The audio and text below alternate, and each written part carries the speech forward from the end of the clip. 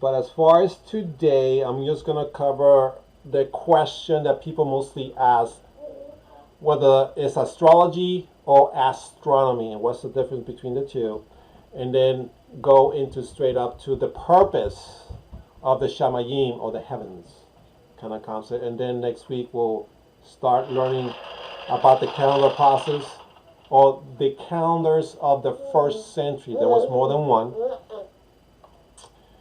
And then we're going to get deep into the so-called gospel in the stars theory. We're going to actually put it to the test, and you'll be shocked to find out the truth about that. And eventually we're going to go into how the Israelites see the months, the years, and even the day, the concept of one 24-hour day. And I'm going to give you two perspectives, the Essenes calendar and the Pharisaic calendar. What they're doing today in Israel is more of the Pharisaic calendar.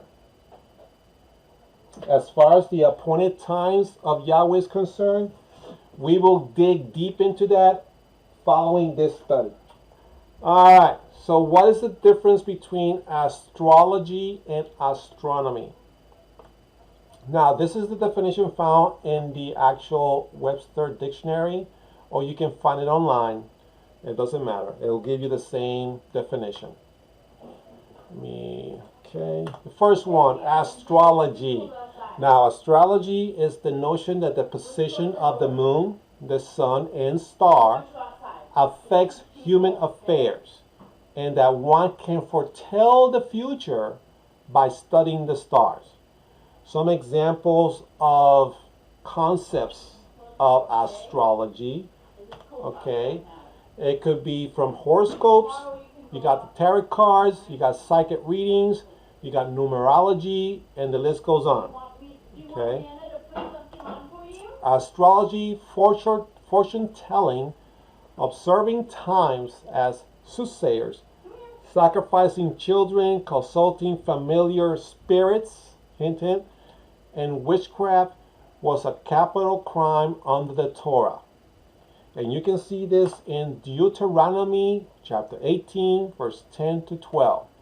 Let no one be found among you who makes his son or his daughter pass through the fire. In other words, sacrifice your babies in the fire. Or one who practices divination, or a user of magic, or one who interprets omens, or sorcerer, or one who conjures spells, or medium, or spiritist, or one who calls out the dead. Ooh. For whoever does these are an abomination to Yahweh. And because of these abominations, Yahweh, your Elohim, God, drives them out from before you. That's the reason why they pretty much conquered the promised land, because Yahweh was with them, and then he was removing one and putting another one in there. And there's the list of the abomination that Yahweh is referring to. Sacrifice children, those who practice divination, users of magic, those who interpret omens or sorcerers, conjunctures of spells, people that make, spells, or mediums, spiritists, or the one who calls up the dead. If you're talking to the dead, you're technically not talking to the dead. You're talking to demons. They're called familiar spirits.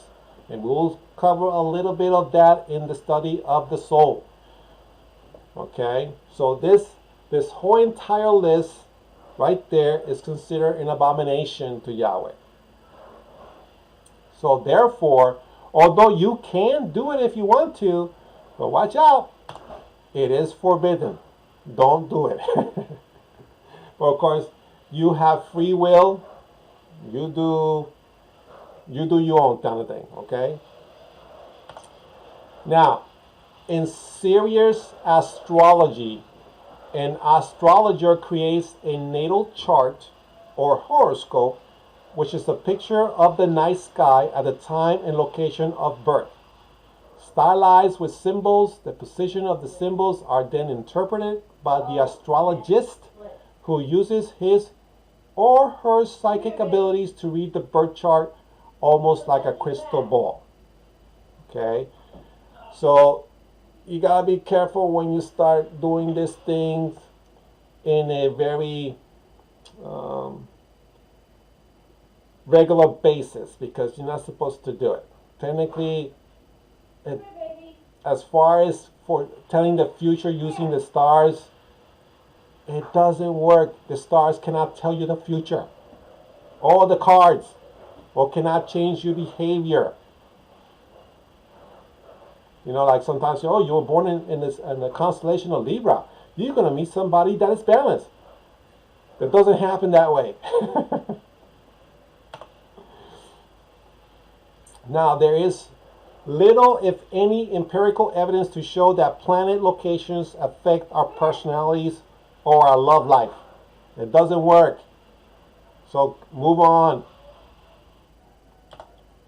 Now, astronomy is the science of the universe in which the stars, planet, etc. are studied. And of course, we are going to do what the Torah allows us to do, and that is astronomy. We're not gonna mess with astrology, but I am going to give you certain things that Christians have done and try to make it look like it's not astrology, but it is. And that's later on in this study. Alright, so what is the purpose of the Shamayim, the heavens? We find this answer in Genesis chapter 1, verse 14. And Elohim said, let lights come to be in the expanses of the Shamayim, Strong's Hebrew 8064, to separate the day, which is Yom in Hebrew, Strong Concordance 3117, from the night, Laila, Hebrew Strong Concordance 3915, and let them be for signs, which is the Hebrew word for ot, and appointed times, moed in the Hebrew, and for days, yamin, this is technically the plural form of yom, and years, plural form shanim, shana is year, singular, shanim, plural, which is Strong Concordance 8141. Now notice that I not give you the Strong Concordance for ot, which is signs, moed, appointed time, and of course yom, not yom, but and that's it. Ot and moed. Why? Because we're going to cover those a little bit more in detail very soon. Actually, sooner than you think. So let's take the first one, is to separate the day from the night, and is for signs, the second one. The third one is for appointed times. The next one is for days, and the last one is for years. So let's bring the signs. Ot. This is the Hebrew word ot. This is Strong Concordance 226. It is defined as a signal, a flag, a beacon, an omen or warning, a mark, or a miracle. It could be used in either way depending on the narrative of the author's perspective. Alright, now appointed times is a little bit different, because technically we think of appointed times. In the English, it's translated as seasons, but automatically our brain goes into the so-called Western interpretation of season, and usually we get the common view, which is summer, fall, winter, and spring. But that is not exactly what the Hebrew word means in this particular point. Yes, you can use it for season, but it has more of a meaning than that. Now, in the King James Version, it is used in the English season. But since the Hebrew word is moed, which is Strong Concordance 4150, is an appointment. It's a fixed time or a season, an assembly, the place of meeting, divine appointment, especially associated with the sacred seasons of Yahweh. In other words, this has to deal with the appointed times of Yahweh. Okay, and of course, it ties in with the signs. These you're gonna see actually one major example actually of the birth of the Messiah, the anointed of Yahweh, which is Yahweh in the flesh. The Magi saw an oath in the Shamayim. They saw a sign in heaven that led them into that location, and actually in turn it gave them the not a meaning, but they knew that the king was born, or I should say the Messiah, as far as the linguistics goes in our modern terms.